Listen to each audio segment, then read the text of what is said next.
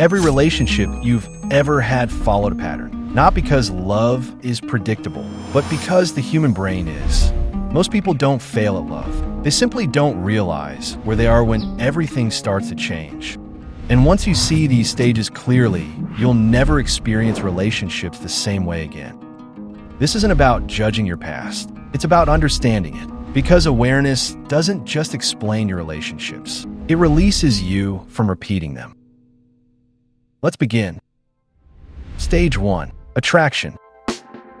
The illusion that feels like destiny. This is the stage everyone talks about. The butterflies, the obsession, the way your mind keeps replaying their smile, even when they're not around. Your heart races, your phone lights up, and suddenly your whole mood shifts. But here's what no one tells you. This isn't love yet. This is dopamine. Your brain is responding to novelty, to mystery, to possibility. At this stage, you're not seeing the person. You're seeing the idea of them. You project, you imagine, you fill in the gaps with hope. And it feels magical. But attraction isn't meant to last forever. It's meant to invite you in, not become the house you live in. Most people make their first mistake here. They confuse intensity with depth. And that confusion sets the stage for everything that comes next. Stage 2. Attachment, where love becomes real.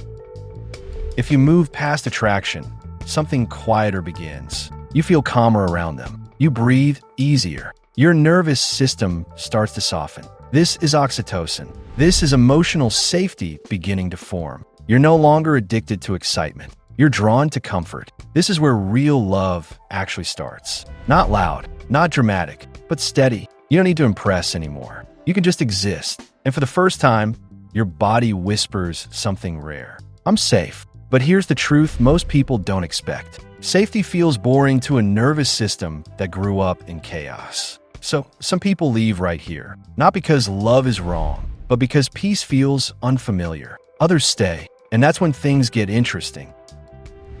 Stage 3. The power struggle, where love meets your past. This is the stage that breaks most relationships. The masks fall, the triggers appear. Small things suddenly feel big. A tone, a delay in response, a misunderstanding. And suddenly, you're not arguing about today. You're reacting from 10 years ago. Your brain shifts into defense. The amygdala activates. Your body thinks it's under threat. You stop listening. You start protecting. This isn't because your partner is the enemy. It's because your nervous system remembers pain. This is where childhood wounds, attachment styles, and unhealed patterns collide. And most people think this means the relationship is failing. It's not. It means the relationship is revealing. The question here isn't who's right. It's, can we stay connected while feeling uncomfortable? Most couples don't make it past this stage. Not because they lack love, but because they don't understand what's happening. Stage 4. Disillusionment, when fantasy fades. If the power struggle continues without repair, something quieter replaces the fights. Distance, emotional numbness, doubt. You start wondering if this is really what you want. The excitement is gone. The certainty is gone. And people panic here. But this stage isn't the end of love. It's the end of illusion. You're no longer seeing who you hoped they'd be. You're seeing who they are. And you're seeing yourself, too. This is the stage where people either escape or evolve. Some leave, chasing the high of stage 1 again. Others stay, curious enough to grow. This is the fork in the road, and very few choose growth. Stage 5. Conscious love, where love becomes a choice.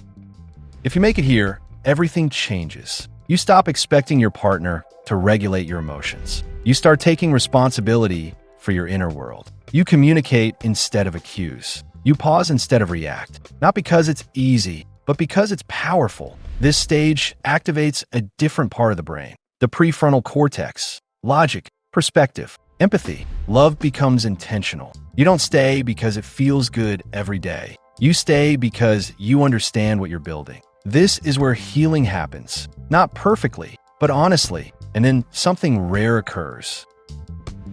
Stage 6. Partnership, where love becomes peaceful.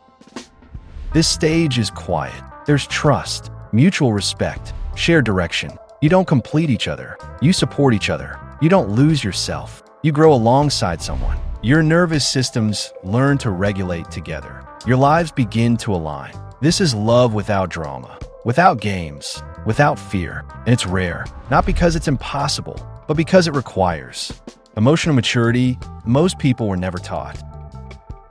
Here's the truth. Most relationships don't end because love disappears. They end because people don't understand the stage they're in. If you know the stage, you know the work. And when you know the work, you stop repeating the same story with different faces. This awareness doesn't just change your relationships, it changes you. And that's where everything begins. If this resonated, join Moodify, because clarity is the first step to real connection.